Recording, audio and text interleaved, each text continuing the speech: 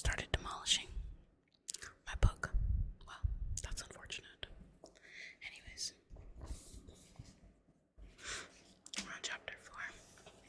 I think we left off, with Alta, which is the one from the 17th century. Alta was put on trial. But chapter 4 is with Kate, which was the young lady that ran away from home, or ran away from her boyfriend's house or husband's house. I think, husband. Yeah, I think husband. Anyways. Okay, let me rearrange the mic. Hold on, I'm sorry. I'm so sorry. I feel like there are so many cuts. Anyways, while I'm sipping on this water, I don't know, I hope this isn't loud. The sound of. I'm sorry. Okay, chapter 4. Kate. Kate's stomach is still oily with fear, even though she's on the A66 now, near enough to Grosbeck. Just over 200 miles from London. 200 miles from him. Okay, my cat's joined us. Again with the interruptions, I'm sorry. Here she goes. She's trying to bite my book. Okay, Matcha. Okay, Matcha girl. Anyways, she's shivering through the night. She's used to getting by without much sleep, but even so, she's surprised at how alert she is. Oh my goodness, she's stepping on a plastic container. Matcha. Matcha. Okay, hold on, give me a second. I'm so sorry about that. She's shivering through the night. She's used to getting by without much sleep, but even so, she's surprised at how alert she is. The fatigue only beginning to show itself now in a cottony feeling behind her eyeballs, a thudding at her temples. She switches on the radio for voices, company. A jaunty pop song fills the silence, and she grimaces before switching it off. She winds down the car window. The dawn air floods in, clean and grassy, with a tang of tongue, so different to the damp sulfuric smell of the city. Unfamiliar. It's been over 20 years since she was last in Grosbeck, where her great aunt lived. Her grandfather's sister, Kate barely remembers her, died last August, leaving her entire estate to Kate, though estate seems the wrong word for the small cottage, barely bigger than 2 rooms, if she remembers correctly.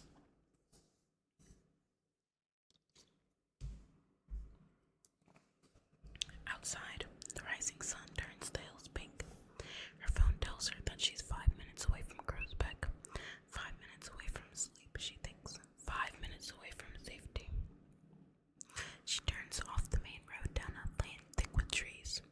In the distance, she sees turrets gleam in the morning light. Could this be the hall, she wonders, where her family once had their seat? Her grandfather and his sister grew up there, but then they were disinherited. She doesn't know why, and now there's no one left to ask.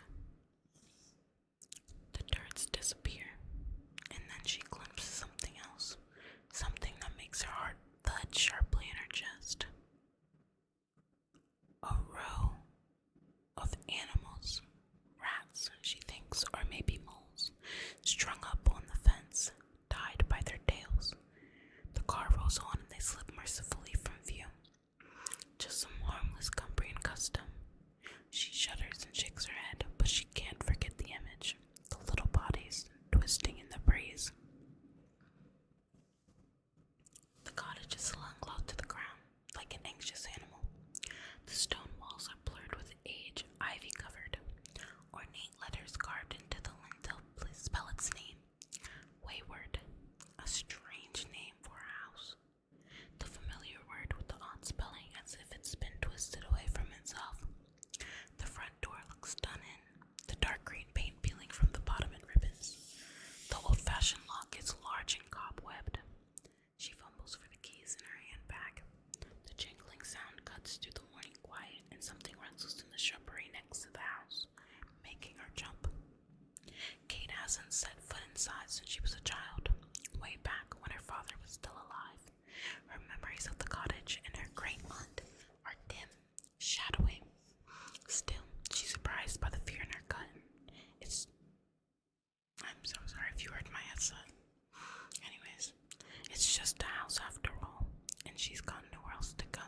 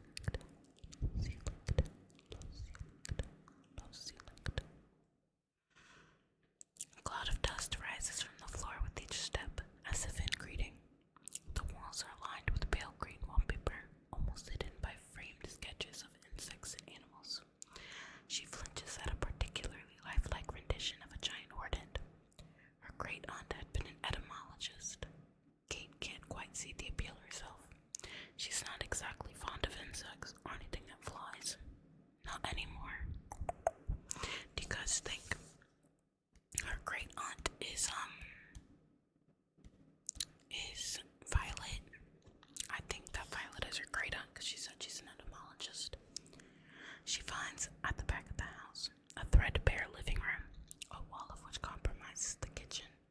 Blackened copper pots and twists of dried herbs hang above a range that looks centuries old. The furniture is handsome but weathered. A buckling green sofa, an oak table surrounded by a motley of mismatched chairs. Above a crumbling fireplace, above a crumbling fireplace, the mantelpiece is littered with strange artifacts. A weathered husk of honeycomb, the jeweled wings of a butterfly preserved in glass. One corner of the ceiling is shrouded in cobwebs so thick they look intentionally cultivated. She fills the rusted kettle with water and puts it on the stovetop while she searches through the cupboards for supplies. Behind tinned beans and jars of pale, pickled mysteries, she finds some tea bags and an unopened packet of chocolate bourbons. She eats over the sink, looking out of the window to the bottom of the garden, where the beck glints gold in the dawn. The kettle sings. Clutching her mug of tea, she tracks back up the corridor to the bedroom, floorboards creaking underfoot. The ceiling is even lower here than the rest of the house. Kate needs to stoop. Through the window, she can see the hills that ring the valley, dappled by clouds. The room is crowded with bookcases and furniture. A four-poster bed piled high with ancient cushions. It occurs to her that this is probably the bed her great-aunt died in. She passed away in her sleep, the lawyer said. Found by a local girl the next day. Briefly, she wonders if the bedding has been changed since. Considers sleeping on the sagging sofa in the other room, but fatigue pulls at her, and she collapses on top of the covers. When she wakes, she is confused by the unfamiliar shapes in the room. For a moment, she thinks she is back in the sterile bedroom of their London apartment, that any minute Simon will be on top of her, inside her. Then she remembers. Her pulse settles. The windows are blue with dusk. She checks the time in the Motorola. 6:33 p.m. She thinks, with an acid wave of fear, of the iPhone she left behind. He could be looking through it right now, but she'd had no choice.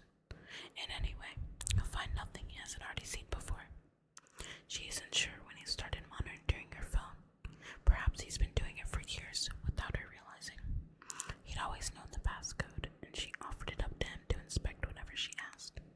But even so, last year, he'd become convinced she was having an affair. You're meeting someone, aren't you? He snarled as he took her from behind. His fingers tightened her hair. At the fucking library. At first she thought he'd hired a private investigator to follow her, but that didn't make sense, because then he would know that she wasn't meeting anyone. She just went to the library to read, to escape into other people's imaginations. Often, she reread books she loved as a child. Their familiarity appalled. Grimm's fairy tales, I loved that one. The Chronicles of Narnia, and her favorite, The Secret Garden. Oh my god. I loved The Secret Garden. I loved that book. The Secret Guardian, The Bridge to Terabithia. Those were my jam. Sometimes she would close her eyes and find herself not in bed with Simon, but amongst the tangled plants at Misselwaith Manor, watching roses nod in the breeze. Perhaps that was what he really had a problem with, that he could control her body but not her mind. Then there were other signs, like the row they had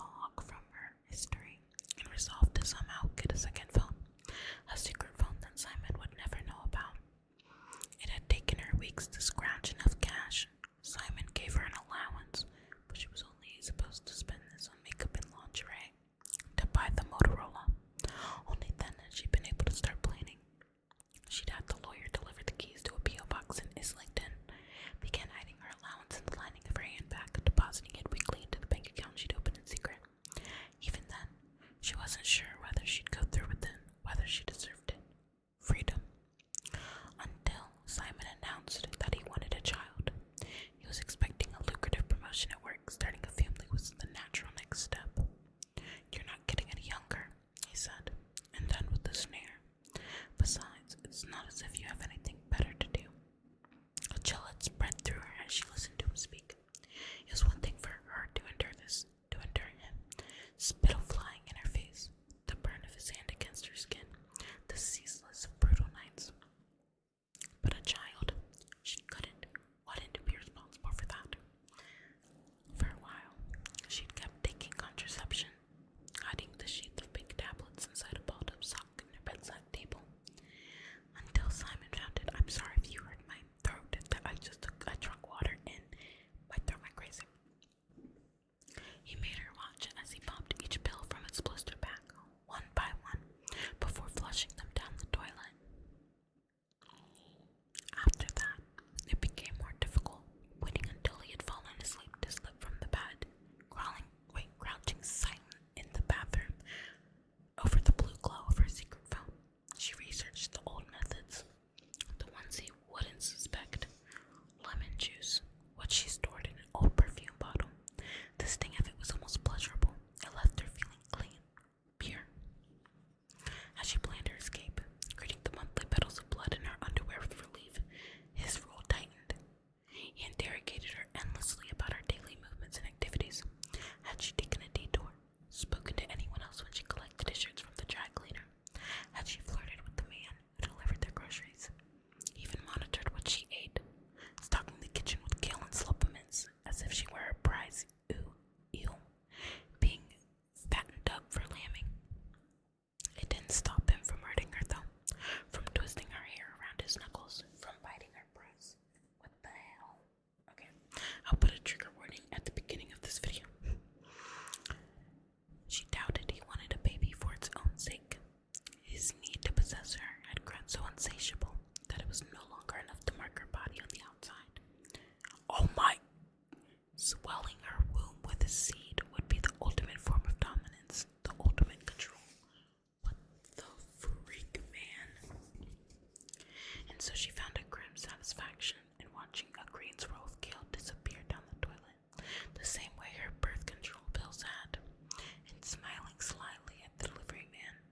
But these small acts of rebellion were dangerous. He tried to catch her in a deceit, laying verbal traps as if he were a lawyer questioning a witness in court. You said you would collect the dry cleaning at 2 p.m., he'd say, his breath hot on her face. But the receipt is time-stamped for 3 p.m. Why did you lie to me? Sometimes his cross-examinations lasted an hour, sometimes even longer. Lately, he threatened to confiscate her keys, declaring that she couldn't be trusted during the long hours when she was alone in the gleaming prison of their apartment. The net was closing, and a baby would bind her to him forever, which was why yesterday, the future, with its distant promise of freedom, seemed to drain away as she huddled in the bathroom, watching dye spread across a pregnancy test. The tiles were cold against her skin. The whir of a fly batting itself against the window mingled with her own ragged breaths to form an unreal music. This can't be happening, she said out loud. There was no one to answer. 20 minutes later, she ripped the second test from its package, but the result was the same. Positive. Fuck. Don't think about that now, she tells herself, but she still can't believe it. The whole drive up, she itched to pull over and open the cardboard box she stowed in her bag, just to check that she hadn't imagined those two blurred lines. She tried so hard, but in the end, none of it mattered. He had got his way. Nausea roils up in her, first the roof of her mouth. She shivers, swallows, tries to focus on the here and now. She's safe. That's all that matters. Safe, but freezing. She heads for the other room, wondering if the fireplace is functional.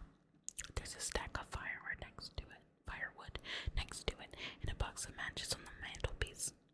The first match refuses to light. So does the second. Even though she's hundreds of miles away from him, his voice is loud in her head. Pathetic, can't do anything right. Her fingers tremble, but she tries again. She grins at the sight of the small blue flame. The orange sparks.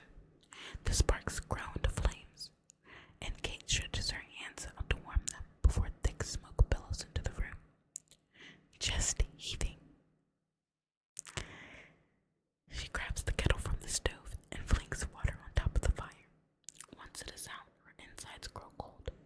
Perhaps the voice is right. Perhaps she is pathetic. But she's come this far, hasn't she? She can do this. Rationally, she knows, now that her breathing is slowed, that something must be blocking the chimney. A poker leans against the fireplace. Perfect. On all fours, eyes stinging from the smoke, she shoves the poker up the chimney and feels it connect with something. Something soft. She screams when the dark bundle tumbles down. Screams again when she sees it's the body of a bird. Ash quivers on feathers, the color of onyx. A crow. The bright beat of its eye follows her as she recoils. She doesn't like birds, with their flapping wings and sharp beaks, has avoided them since childhood. For a moment, she resents her great aunt for having lived in, of all the places on God's green earth, Crow's Back. But this crow is dead. It can't hurt her. She needs a bag, some newspaper, or something to dispose of it. She's almost out of the door when she feels a shiver of movement in the room. Turning, she watches in horror as the bird takes flight, risen like some sort of Corvine Lazarus. Kate opens the window and frantically brandishes the poker at the crow until it flies out. She slams the window shut and runs from the room. The sound of its beak tapping on the window pane follows her down the corridor. Chapter 5. Violet. Violet straightened her green dress as she followed Father and Cecile out of the dining room. She'd barely been able to eat a thing, and not just because Miss Kirby had made rabbit pie. She tried not to think of silky ears and delicate pink noses as she chewed eel. Father had asked her to accompany him to the drawing room after dinner.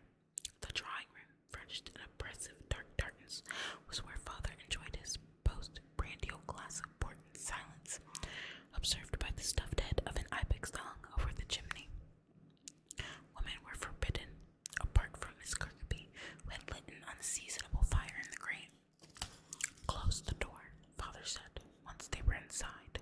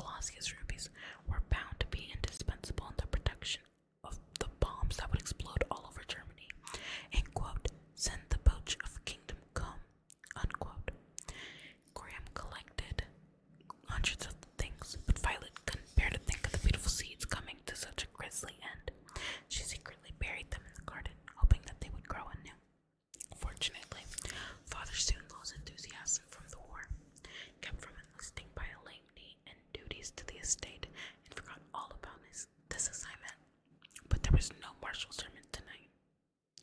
I expect you to be on your best behavior around Frederick, Father continued instead. Violet thought this was very odd. She couldn't remember ever hearing about a cousin called Frederick, or any cousin at all for that matter. Father never spoke of any relations, not even his parents and older brother, who had died in an accident before she was born. This subject, too, was forbidden. She had once received 3 stinging raps on the hand for asking about it. Consider it a test. If you fail to conduct yourself appropriately during his visit, then I'll have no choice but to send you away for your own good. Away? To finishing school. You'll need to learn to behave properly if you are to have a chance of making a match. If you can't show me you're capable of comporting yourself like the young lady you are, there are several institutions that may be suitable for the task, and where none of this gallivanting around outdoors, collecting grubby leaves and twigs like some sort of savage, will be permitted. He lowered his voice. Perhaps they can stop you from turning out like her. Her. Violet's heart fluttered. Did he mean her mother? But Father ignored her question. That's all, he said, looking up at her for the first time. Good night. There was a strange expression on his face, as if he were looking at her but seeing someone else.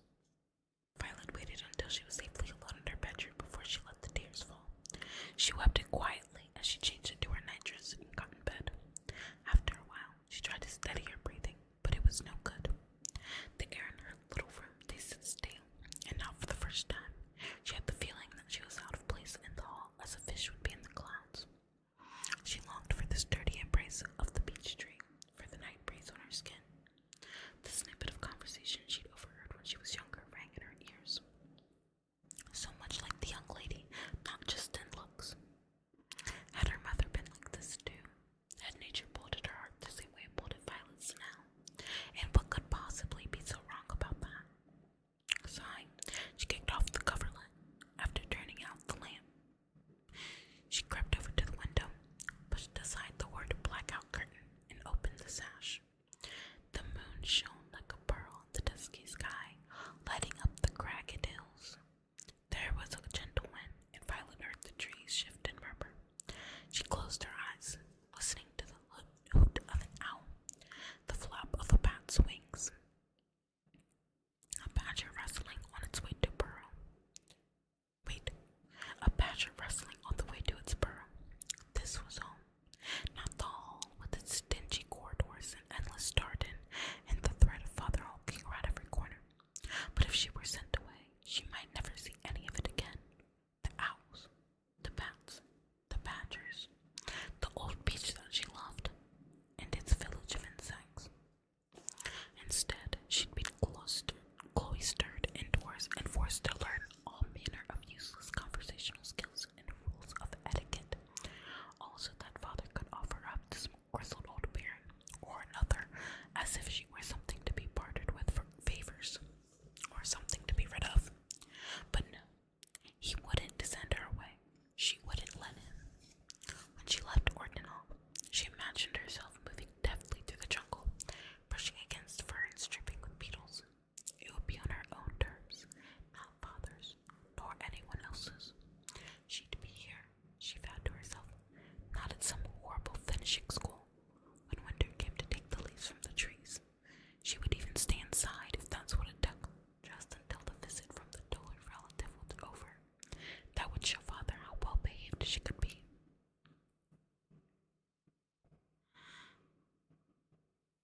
Okay. I was thinking about going ahead and reading chapter 6 so we can keep up with this little theme that we have of reading 3 chapters every time, but I think I am going to end it there because this video is already kind of getting long. And I'm sure you can't hear that. But maybe maybe that sounds okay. Maybe that sounds okay. Maybe that sounds okay. Maybe that sounds okay. Maybe that sounds okay. My cat has successfully fell asleep. She has successfully fell asleep. Yay, finally she fell asleep. Yay, she fell asleep. Thank goodness.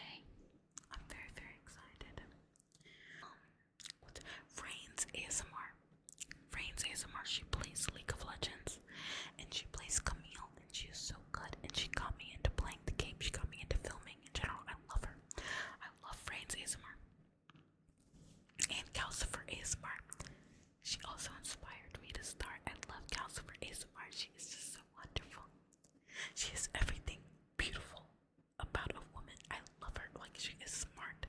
She's intelligent. She's beautiful. She's just so sweet. And this is parasocial. Hey, I'm being completely parasocial right now. I don't know that girl.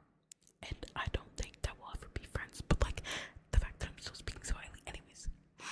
Yeah, I'm sorry. Excuse my parasociality. Excuse my parasociality. Parasociality. Is that a word? Anyways, I love Calcifer ASMR. I think her name is Haley.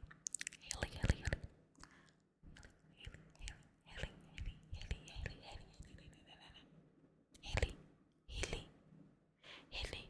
I want to do a whispering your name video so bad, but I feel like I should have a following, or actually maybe I don't.